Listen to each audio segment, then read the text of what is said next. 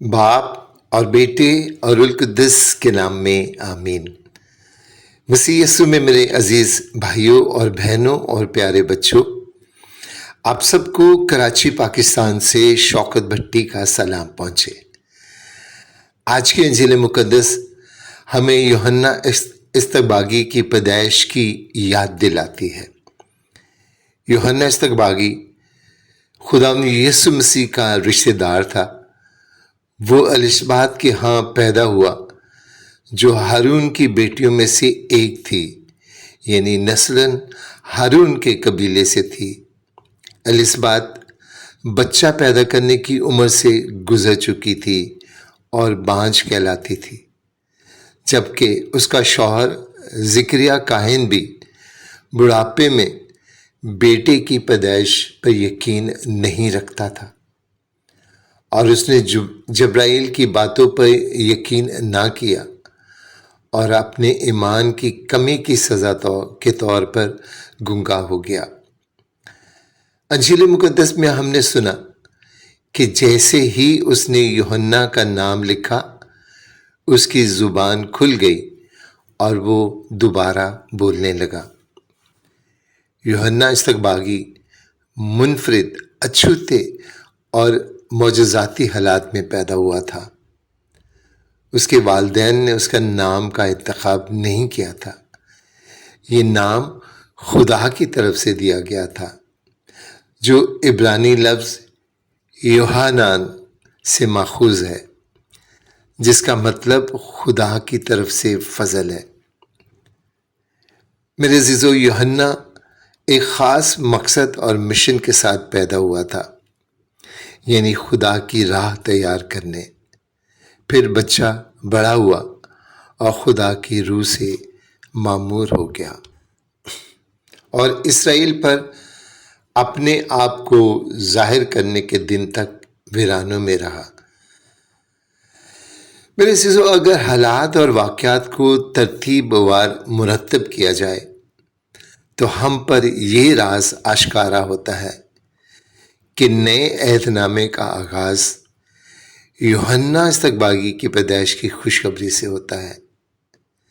जब्राइल फरिश्ता पुराने अहदनामे में आखिरी मर्तबा दानियल नबी पर ज़ाहिर हुआ और उसे निजात दहिंदा की पैदाइश और वक्त बताकर फिर कभी किसी पर ज़ाहिर न हुआ, और ज़ाहिर हुआ तो नए अहदनामे में पहली मर्तबा ज़िक्रिया काहिन पर ज़ाहिर हुआ और यूहन्ना की पैदाइश की खबर दी।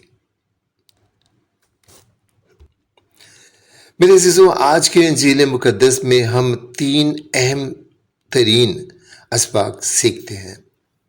पहला सबक यह है कि यूहन्ना इस्तकबागी की तरह हम भी एक ख़ास मकसद के तहत पैदा किए गए हैं। हमारी ज़िंदगी में हमारा एक ख़ास मकसद है, हमारा एक मिशन है, और हमारा मिशन ये है कि हम अपनी ज़िंदगी पर गौर करें। खुदा ने जो हमें सलाहियतें और रूहानी नेमतें दी हैं उन्हें जाने और खुदा की बादशाहत के फ़रोग़ के लिए बरूकार लाएं। दूसरों के लिए मसीह यीशु को तलाश करने में उनका रास्ता हमवार करें। रोशनी बनकर खुदा की बादशाहत तलाश करने वालों के सफ़र को आसान और रोशन करें। मेरे अज़ीज़ों, दूसरा सबक ये है कि यूहन्ना इस्तकबागी की तरह हमने अपने नाम का इंतखाब नहीं किया, बल्कि हमारा नाम हमारे वालिदैन और खुदा की तरफ से रखा गया है। हमें اس نام کو قبول کرنا چاہیے اور خدا اور اپنے والدین کی محبت کو فراموش نہیں کرنا چاہیے، بلکہ قبولیت، فرمانبرداری اور محبت کی روح ہم میں فروغ پائے۔ ہم جو ہیں وہ خدا اور ہمارے والدین کی طرف سے ہمارے لیے ایک تحفہ ہے، لیکن جو کچھ ہم بنتے ہیں وہ ان کے لیے ہمارا تحفہ ہے۔ یوحنا استقباغی نے ویرانوں اور بیابانوں میں جا کر اپنی زندگی کو خدا کے لیے تیار کیا۔ اس نے لذیذ کھانوں سے منہ موڑا، کبھی نشہوار میں نہ پی، اپنے تن کو قیمتی لباسوں سے آسودہ نہ کیا، بلکہ قربانی، ریاضت اور عبادت کے ذریعے اپنے آپ کو تیار کیا تاکہ خدا کی راہ کو تیار کر سکے۔ میرے عزیزو، تیسرا اور اہم سبق یہ ہے کہ ہم کمزور اور گنہگار ہیں، اس کے باوجود خدا ہم سے محبت رکھتا ہے اور اس نے ہمیں چنا ہے کہ خدا کے مشن کو پورا کرے۔ یوحنا خدا کی طرف سے فضل تھا، ہمیں بھی فضل بننے کی ضرورت ہے، اور ہم یہ سب کچھ اپنے طور پر نہیں کر سکتے۔ ہمارا اپنا مشن پورا کرنے کے لیے روح القدس کی رہنمائی کی ضرورت ہے۔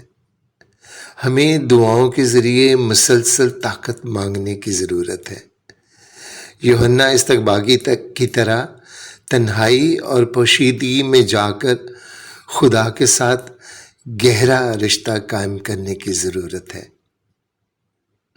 آج کی انجیل مقدس ہمیں امید دلاتی ہے کہ حالات چاہے کتنے مخالف کیوں نہ ہوں، دنیا کے اصول، قانون اور قاعدے ہمارے ایمان کو کتنا بھی ڈگمگا رہے ہوں، پر خدا پر بھروسہ رکھیں، کیونکہ وہ ناممکن کا خدا ہے۔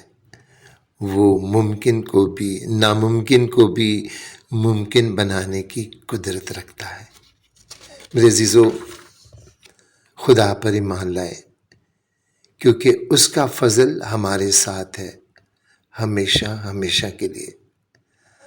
آپ سب کو یوحنا استقباغی کا جنم دن مبارک ہو، یعنی خدا کا فضل مبارک ہو۔ خدا ہم سب کو برکت دے، آمین۔